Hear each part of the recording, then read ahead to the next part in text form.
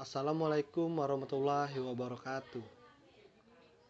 Perkenalkan, nama saya Riki Andani dari kelompok 5 dari mata kuliah Sumber Daya Manusia.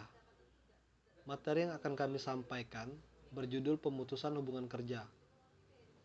Pertama-tama kami mengucapkan terima kasih kepada dosen pengampu yang telah membimbing kami, yaitu Ibu Mustika SEMM. Berikutnya saya akan mengenalkan teman-teman yang telah berdiskusi di kelompok ini. Yang pertama, Kak Mutia Yuda Linanda. Kedua, Putra Ogan Wijaya. Ketiga, Rasid Adi Purnama. Dan keempat, saya sendiri, Riki Andani, selaku moderator. Untuk pertama kali dalam penjelasan ini akan dibacakan oleh Kak Mutia Yuda Linanda. Kepada Kak Mutia Yuda Linanda, dipersilakan. Pemutusan hubungan kerja. Pemutusan hubungan kerja merupakan pengakhiran hubungan kerja karena suatu hal tertentu yang mengakibatkan berakhirnya hak dan kewajiban antara pekerja atau buruh dan pengusaha. Dalam situasi yang tidak memungkinkan seperti adanya pandemi COVID-19 ini, maka sebuah perusahaan dapat melakukan pemutusan hubungan kerja apabila kegiatan produksi berhenti total. Pemutusan hubungan kerja juga dapat terjadi jika perusahaan sedang mengalami perlambatan atau bahkan gulung tikar. Selanjutnya yaitu tujuan pemutusan hubungan kerja. Tujuan PHK menitikberatkan ke perusahaan sebagai pelaku usaha, sehingga diperoleh tujuan yaitu perusahaan memberikan tanggung jawab terhadap jalannya kegiatan produksi agar tetap berjalan. Pengurangan tenaga kerja dilakukan karena ada faktor tertentu yang menyebabkan kesulitan bagi perusahaan.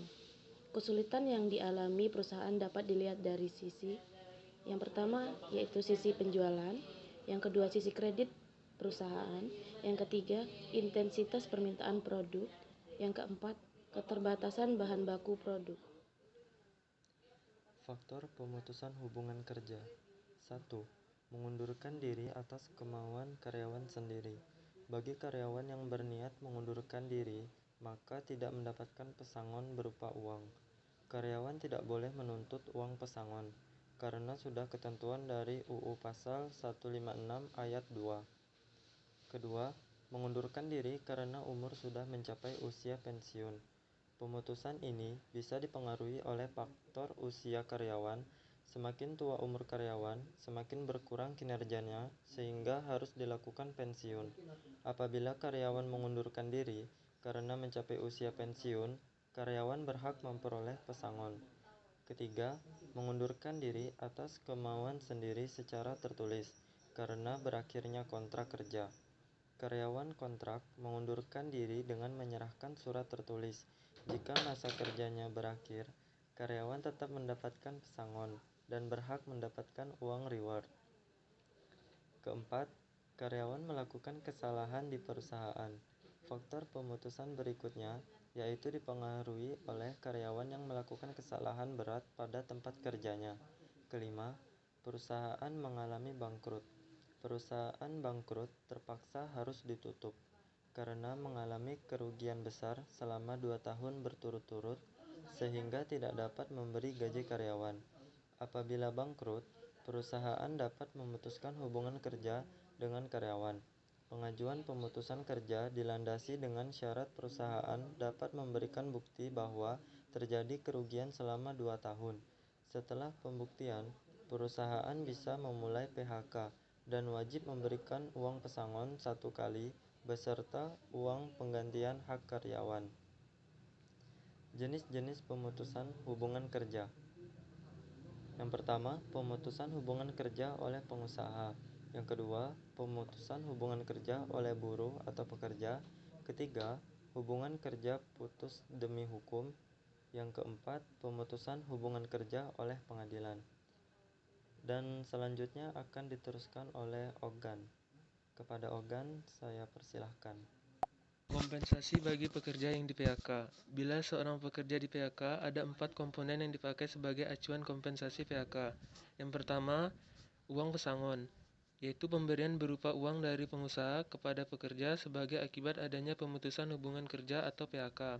Yang kedua, uang penghargaan masa kerja atau UPMK, adalah pemberian uang dari pengusaha kepada pekerja sebagai penghargaan berdasarkan masa kerja akibat adanya PHK. Yang ketiga, uang ganti kerugian, adalah pemberian berupa uang dari pengusaha kepada pekerja atau buruh sebagai ganti istirahat tahunan, istirahat panjang, biaya perjalanan pulang tempat di mana pekerja diterima bekerja, fasilitas pengobatan dan fasilitas perumahan. Yang keempat, uang pisah, adalah pemberian berupa uang dari pengusaha kepada pekerja atau buruh atas pengunduran diri secara baik-baik dan mengikuti prosedur sesuai ketentuan, yaitu ditujukan secara tertulis selama 30 hari sebelum tanggal pengunduran diri yang besar nilainya berdasarkan kesepakatan antara pengusaha dan pekerja. Berikut prosedur PHK menurut Undang-Undang Nomor 13 Tahun 2003. Yang pertama, pengusaha, pekerja atau buruh, serikat pekerja atau serikat buruh, dan pemerintah dengan segala upaya harus mengusahakan agar jangan terjadi pemutusan hubungan kerja. Ketentuan pada pasal 151 ayat 1. Yang kedua, dalam hal segala upaya telah dilakukan, tetapi pemutusan hubungan kerja tidak dapat dihindari, maka maksud pemutusan hubungan kerja wajib dirundingkan oleh pengusaha dan serikat pekerja atau serikat buruh atau dan pekerja atau buruh apabila pekerja atau buruh yang bersangkutan tidak menjadi anggota serikat pekerja atau serikat buruh sesuai dengan ketentuan pada pasal 151 ayat 1. Yang ketiga, jika perundingan berhasil, buat persetujuan secara bersama.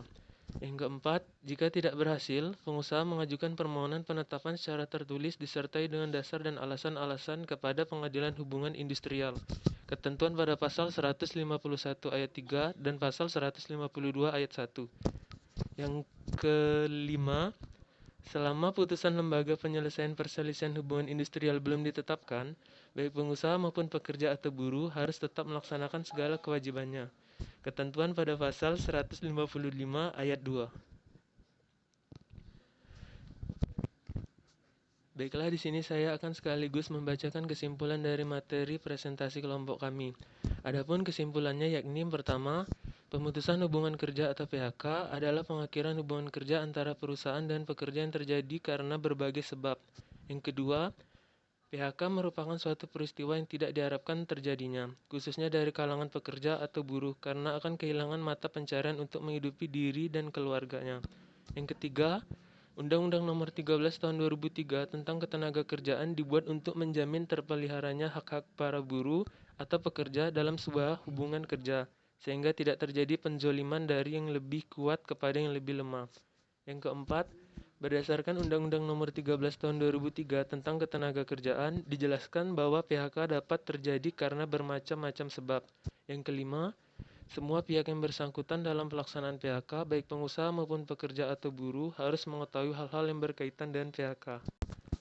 Baiklah, itulah kesimpulan terkait dengan materi presentasi dari kelompok kami. Untuk selanjutnya saya kembalikan ke moderator.